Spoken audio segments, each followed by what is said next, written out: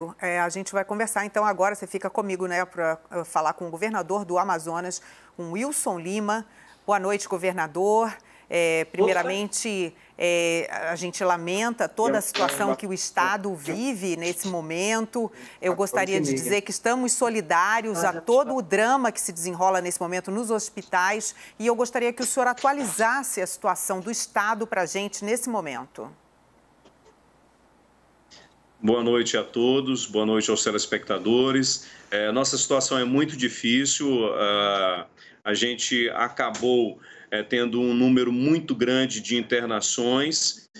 Nós hoje temos mais que o dobro de internações do que quando no pico da pandemia, nos meses de abril e de maio. O estado do Amazonas fez sua lição de casa, nós triplicamos a nossa capacidade de atendimento. Só nos últimos 2 meses nós aumentamos em 700 leitos.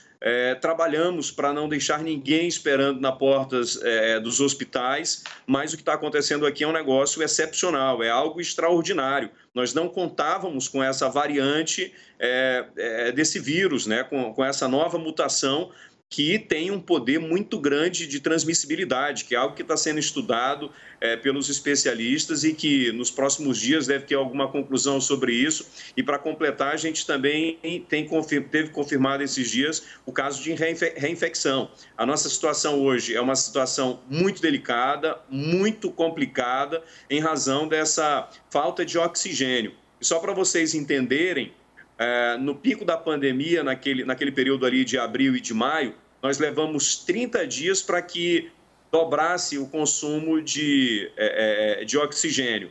Nesse caso agora, nessa situação, em menos de 15 dias, o consumo de oxigênio quadruplicou. Então, era uma situação que a gente não contava, que a gente não previa. E aí a gente fez, no nosso plano de contingência, todas as previsões possíveis, montamos todos os cenários, mas nós fomos surpreendidos por essa situação de um aumento inesperado, um aumento excepcional das pessoas contaminadas com a Covid-19. Governador, eu queria repetir para o senhor a pergunta que eu fiz ao nosso analista Fernando Molica agora há pouco, não sei se o senhor ouviu, mas eu vou repeti-la, né?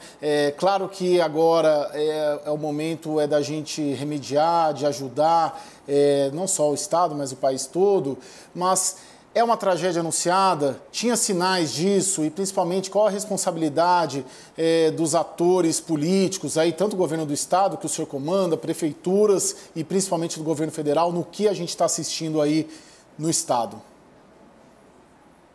O Estado do Amazonas fez tudo que estava ao seu alcance. Nós aprendemos a lição com o que aconteceu aqui naquele período em que nós tivemos o pico da pandemia. Nós aumentamos a nossa estrutura, contamos muito com o apoio do Ministério da Saúde, que nos ofereceu equipamentos como monitores, respiradores, bombas de infusão, repassou recursos, enfim, nós estávamos preparados dentro daquela perspectiva do que nós havíamos vivido naquele momento do pico da pandemia. E o que está acontecendo agora é algo fora do comum. E há de se entender que nós estamos aí diante da maior crise sanitária de todos os tempos. Na semana passada, Los Angeles também teve problema com oxigênio.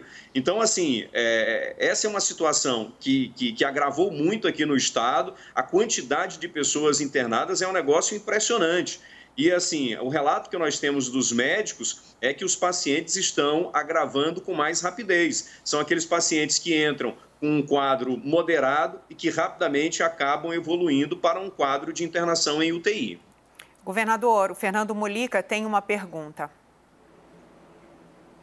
Governador, boa noite. O senhor ali no dia 26 de dezembro baixou um decreto, publicou um decreto decretando o fechamento do comércio não essencial. Houve muitos protestos, o senhor voltou atrás, logo no dia 28. O senhor se arrepende de ter voltado atrás, governador?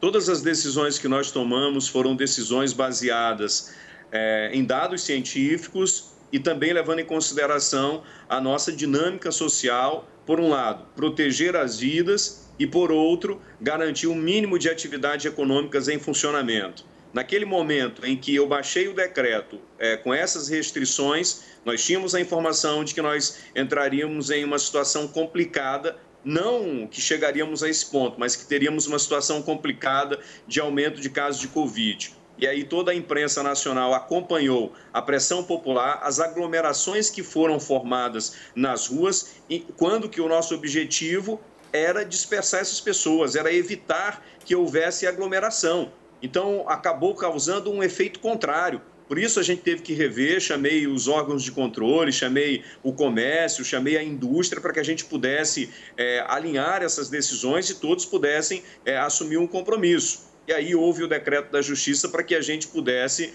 voltar àquele decreto anterior que havia sido baixado de restrição. Mas todas as decisões que nós tomamos foram baseados em dados científicos, levando em consideração a nossa dinâmica social e também levando em consideração as vozes das ruas e o clamor das pessoas. Governador, agora há alguns dias, né, de agora, a gente vai ter também o Enem e o seu estado conseguiu a suspensão na Justiça do Enem. O senhor acha que pela situação que o senhor está vendo hoje, de contágio, de aumento, né, no colapso realmente no sistema de saúde, o senhor acha que outros estados serão obrigados também a seguir aí o Amazonas e também não realizar o Enem com todo esse deslocamento de estudantes? Eu não posso responder pelos outros estados. Eu respondo aqui pelo estado do Amazonas, em que a gente não tem condições de abrir as nossas salas de aulas para que esse exame seja realizado. Eu conversei, inclusive, com o diretor do INEP, conversei com o ministro da Educação, explicando essa situação e construindo a possibilidade de um adiamento para a realização dessa prova aqui em fevereiro ou em outro momento. Porque nesse momento, o que nos interessa é a vida. Nesse momento, nós precisamos salvar a maior quantidade possível de vidas. Não, com certeza o senhor não poderia aconselhar outros estados, mas talvez falar sobre como essa situação chegou a esse ponto, né, absurdo, crítico, dramático que a gente está vendo no Amazonas e o governo federal está recorrendo contra a decisão judicial que fez com que o Enem fosse suspenso no Amazonas, apesar disso. Por isso que eu estou dizendo, o senhor talvez tenha algo a dizer sobre esse risco que se corre, como a gente está vendo hoje no sistema de saúde. Cada governador, cada prefeito tem que avaliar o índice, né, de contaminação para saber até que ponto isso é seguro ou não ser realizado. Por exemplo, aqui no estado do Amazonas, nós somos o primeiro estado a voltar às aulas híbridas, né, parte presencial e também parte por aplicativo e também pelos nossos multicanais da nossa TV pública. E nós não tivemos nas escolas nenhum incidente significativo de transmissão de Covid, ou seja, todos os procedimentos que nós montamos, todos os protocolos de distanciamento social, de uso de máscara, de higienização, fizeram o efeito esperado. Então, a gente realizou o final desse semestre letivo do ano de 2020 de forma segura. Agora, a ciência não nos aponta outro caminho para quebrar a cadeia de transmissão, a não ser através do distanciamento social, de evitar aglomerações e também de seguir essas normas de segurança. As festas clandestinas, por exemplo, é algo que contribuiu muito para que houvesse um aumento significativo aqui dos casos no Amazonas. As pessoas nas festas com um copo de bebida ali, passando de boca em boca, ali era fatal, não tinha outro caminho. As pessoas iam ser infectadas. E aqui no estado do Amazonas, os mais contaminados eram entre 20 e 49 anos de idade. Mas os que mais morriam eram acima de 73 anos de idade. Isso nos leva a crer que os jovens estavam sendo infectados e levando essa doença, levando o vírus para casa, ou para o pai ou para o avô. Então, assim, o caminho é a gente evitar aglomerações e garantir esse distanciamento social. Governador, olhando para frente, próximas horas, amanhã, sábado, domingo, os próximos dias, o que vocês estão, pelo menos na promessa, ou já recebendo de ajuda, seja do governo federal, seja dos outros estados, dá para tentar solucionar, para diminuir essas mortes, essas internações? O que chega de ajuda consegue controlar? Qual que é a perspectiva para os próximos dias, tanto em relação às internações quanto aos óbitos? Caio, nós temos perspectivas muito positivas para os próximos dias, mas as próximas 24 horas ainda serão difíceis no estado do Amazonas. Nós temos 2 aeronaves chegando agora à noite e também amanhã cedo de oxigênio da Força Aérea Brasileira, né, de uma movimentação do governo federal. Também acabei de receber a informação de que temos carretas se deslocando do Rio de Janeiro para trazer oxigênio.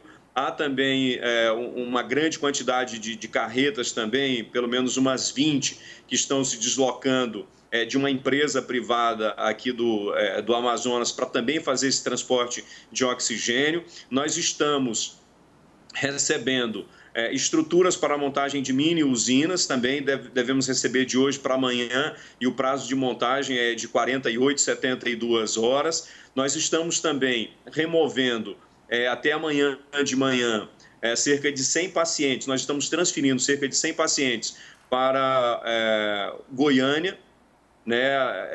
E aí também vamos remover para outros estados brasileiros. Então, a gente acredita que nos próximos dias a gente consiga encontrar um equilíbrio para garantir o atendimento aos nossos irmãos aqui no estado do Amazonas, que passam por um momento sensível, por uma situação muito delicada, por uma situação muito difícil.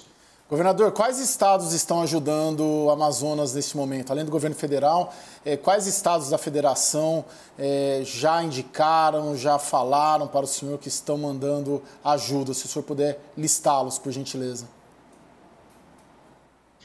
Inclusive, eu queria agradecê-los, né? O governador Ronaldo Caiado, do Goiás, que está recebendo esses primeiros pacientes, o governador Wellington Dias, do Piauí, o governador Flávio Dino, do Maranhão, o governador da Paraíba, a governadora do Rio Grande do Norte. Esses estados já estão recebendo, vão receber pacientes, já está certo a transferência desses pacientes. O governador de Brasília também, do Distrito Federal, o Ibanez Rocha. Recebi também a ligação aqui do governador Casagrande, do Espírito Santo, já disponibilizando 30 leitos de UTI. Também recebi mensagem do governador do Pará, Helder Barbalho, também se colocando à disposição. O governador da Bahia, Rui Costa, também se colocando à disposição para um envio de insumos. Enfim, a gente tem recebido um apoio e um suporte muito grande, né, dos brasileiros, da iniciativa privada. E aqui eu quero reconhecer e agradecer, em nome do povo do Amazonas, toda essa solidariedade. A Amazônia sempre é muito citada, o estado do Amazonas é sempre muito citado e também sempre muito criminalizado em razão das questões ligadas ao meio ambiente. E agora está na hora da gente voltar para o ser humano, está na hora da gente preservar o que é mais importante nessa região, que é o ser humano, que é proteger o cidadão que mora na floresta. Eu continuo aqui fazendo um apelo às pessoas para que a gente possa, com a maior brevidade possível, resolver esse problema de abastecimento de oxigênio, sobretudo, que é a nossa prioridade número 0, para a gente poder estabilizar a nossa rede hospitalar. Governador, houve também muita mobilização de pessoas solidárias querendo fazer algo para minimizar o sofrimento das pessoas aí no Amazonas. O senhor tem como indicar para essas pessoas que procuram doar alguma coisa, ou mesmo profissionais da saúde que queiram, nesse momento, ajudar de alguma forma? Há algo que se possa fazer, onde que eles poderiam procurar e oferecer essa ajuda?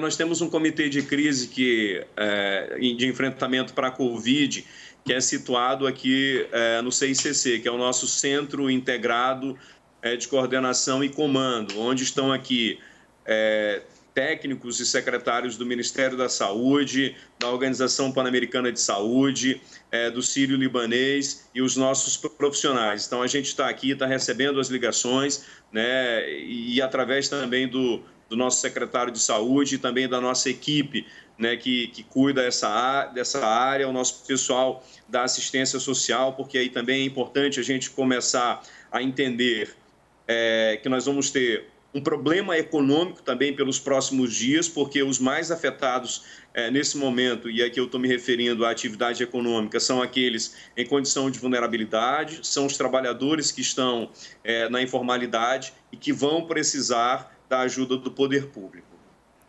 Muito obrigada, governador Wilson Lima, pela sua entrevista aqui no Expresso CNN, e a gente deseja que essa situação acabe brevemente, que o estado do Amazonas consiga cuidar das pessoas, né, e passe por esse momento difícil rapidamente. Muito obrigada pela sua presença aqui. Uma boa noite.